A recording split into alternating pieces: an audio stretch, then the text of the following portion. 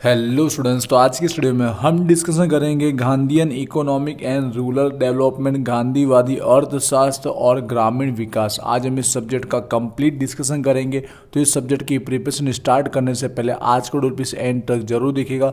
सबसे पहले जो 50 मार्क के अकॉर्डिंग जो उसका पेपर पैटर्न हो सकता है उसको लेकर बात करेंगे। हम हर एक क्वेश्चन के लिए डिटेल में देखने वाले कि कितने मार्क का किस टाइप का क्वेश्चन पूछा जा सकता है, क्वेश्चन नंबर 5 में क्या होगा, और हमें सारे क्वेश्चन अटेम्प्ट करने तो कौन सी स्ट्रेटजी के अकॉर्डिंग हमको तैयारी करनी चाहिए जिससे एक दिन के अंदर भी हम कंप्लीट प्रिपरेशन कर पाए। और इस बार की एग्जाम के लिए कौन कौन सा एमपी क्वेश्चन होने वाले उन सबको लेकर मैं बात करने वाला हूं। तो वीडियो प्लीज एंड तक जरूर देखिए। तो चलिए अब स्टार्ट करते हैं।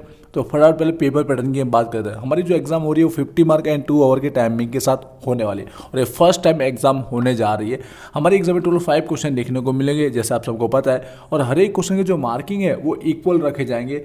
10-10 मार्क के अकॉर्डिंग 5 क्वेश्चन पूछे जाएंगे तो आपके पेपर के 50 मार्क हो जाएंगे कंप्लीट। और ऊपर के जो 4 क्वेश्चन रहेंगे वो एक एक यूनिट में से आने वाला है, जबकि क्वेश्चन जो 5 रहेगा वो 1 से लेकर 4 का क्या आएगा, मिक्सअप आएगा, जिसमें क्या पूछा जाएगा वो भी मैं बात करूंगा। ठीक है, आई होप मार्किंग को लेकर क्लियर हो चुका होगा। अभी जो 10 मार्क है वो हर एक क्वेश्चन में किस तरह से कवर करेगा पूछने के रिगार्डिंग भी यूनिवर्सिटी ने 4 ऑप्शन बताया। जैसे कि अगर वो ए बी करके 2 क्वेश्चन पूछना चाहता है 10 मार्क को कवर करने के लिए, डायरेक्ट 10 मार्क का भी पूछ सकता है, तो सेकंड क्वेश्चन पूछेगा नहीं।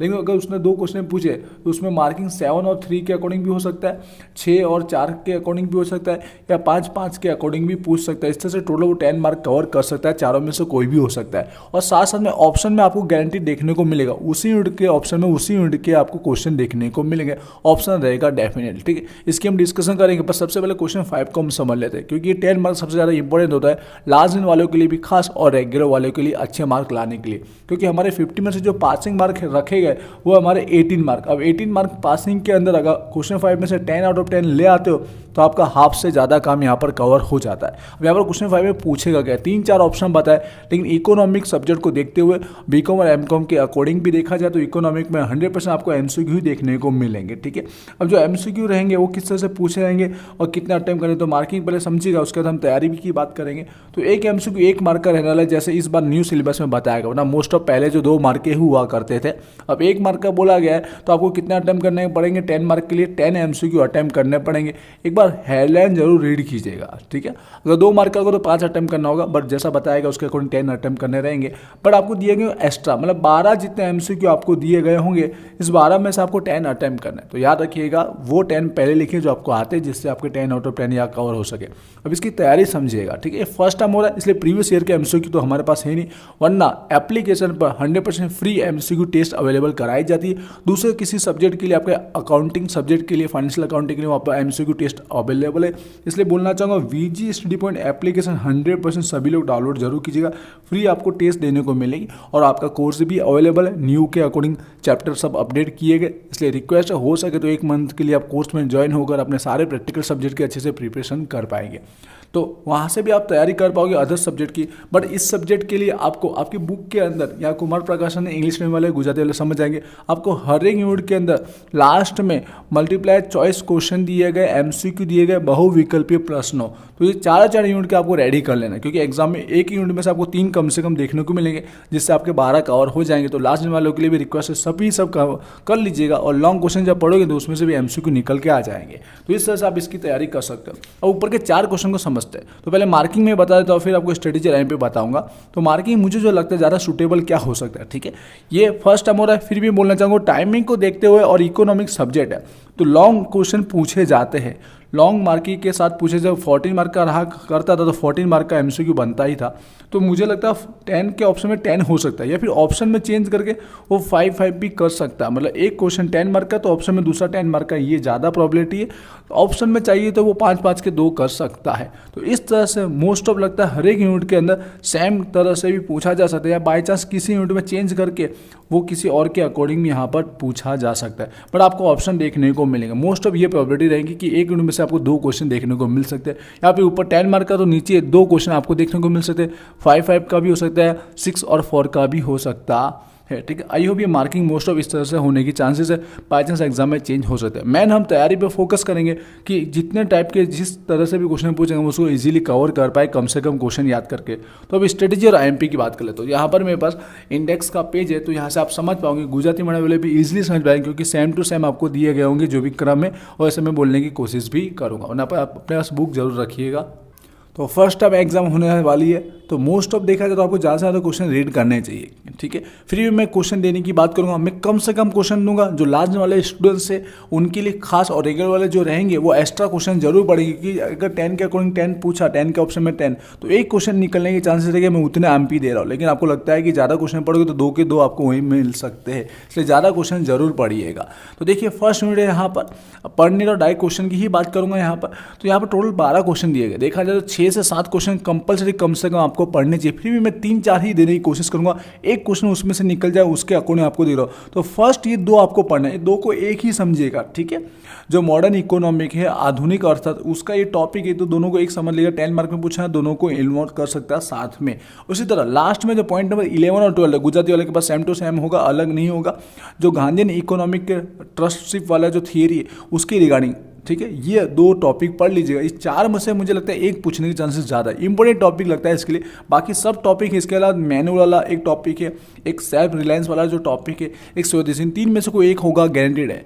पर ये पहले 4 पढ़ लीजिएगा, उसके बाद एक एक्स्ट्रा अगर देना चाहो तो स्वदेशी वाला टॉपिक पढ़ सकते हो। स्वदेशी वाले आप 2 टॉपिक दिए, पॉइंट नंबर 9 और 10 पे, तो यहाँ पर मुझे लगता है इसके थ्रू आपका मैक्सिमम एक क्वेश्चन तो कवर हो जाएगा। ठीक है, एक्स्ट्रा जरूर तैयारी करने की रखिएगा। रेगुलर वाले स्टूडेंट्स लास्ट दिन वाले तो कम से कम पहले ये पढ़िएगा।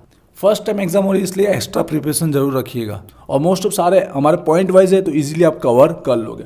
बात करते हैं सेकेंड यूनिट की, तो यहाँ पर भी समझिएगा स्टार्टिंग है जो 2 यूनिट है वो हमारे गांधीवादी इकोनॉमिक के अकॉर्डिंग है, और जबकि 3 और 4 जो है रूरल के अकॉर्डिंग है, ग्रामीण के अकॉर्डिंग दिए गए हैं। तो यहाँ पर सेकंड के अंदर की बात करो तो सबसे पहले आपको 14 और 15 पढ़ लेना। 14-15 क्या है, एक गांधीयन इकोनॉमिक की जो थियरी है उसका यहाँ पर एडवांटेज, महत्व दिया गया, फायदा, और नीचे लिमिटेशन दिया गया, मर्यादा दिया गया, या फिर पढ़कर लिखा गया होगा। ठीक है, 2 टॉपिक पहले पढ़ लीजिएगा। मुझे लगता है इन दोनों में से कोई एक होने के चांसेस ज़्यादा है, पर आपको तो पता है 6 से 7 टॉपिक दिए गए, तो ऊपर का जो दिया गया फर्स्ट डिसेंट्रलाइजेशन, विकेंद्रीकरण, इसमें से एक निकलने के चांसेस है। तो उसकी रिगार्डिंग में बोलना चाहूँगा, फर्स्ट जो एलिमेंट जो तत्व दिए गए, सेकंड ऑब्जेक्टिव और एडवांटेज, इसको एक ही समझिएगा, ये एक टॉपिक आप कवर कर लीजिएगा। उसके अलावा यहाँ 3 से 4 टॉपिक दिया गया, देख रहे हो, यहाँ मशीन यंत्र के रिगार्डिंग का दिया गया, एम्प्लॉयमेंट रोजगार के रिगार्डिंग भी दिया गया, यहाँ पे इक्वालिटी की रिगार्डिंग भी दिया है। 3 टॉपिक है, फिर भी इसमें से ये पहले पढ़ना है, उसके बाद एक्स्ट्रा एक देने की कोशिश हर बार मैं करूँगा।